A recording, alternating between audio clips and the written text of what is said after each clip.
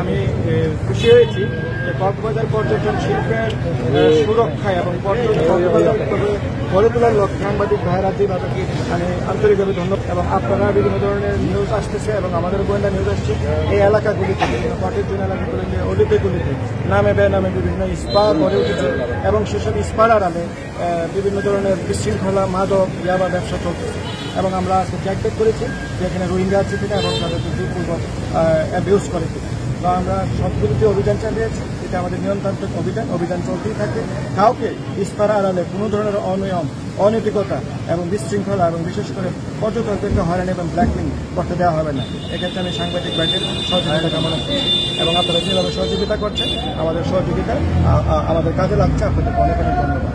আর বিশেষ করে যারা পচা ওই যে আপনার পরিষ্কার এই কক্সবাজার হবে আমাদের সুন্দর নগরী এবং একটা স্বাচ্ছন্দ্যপূর্ণ এবং নিরাপদ পর্যটন নগরী।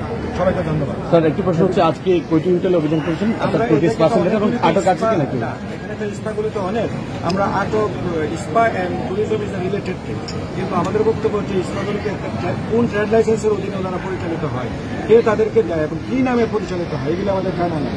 এগুলোকে আমাদের ইনকোয়ারি করতে হবে এবং আমরা অনুসন্ধান করতেছি। তাদের সবাইকে বলেছি কাগজপত্র জমা দেওয়ার জন্য। অনেকে তারা পালিয়েছে, তারা তো পালিয়েছে এর মানে তো বোঝা যাচ্ছে যে তারা অপরাধী। পালাবে কেন? অপরাধীর ছাড়া তো পালায় না।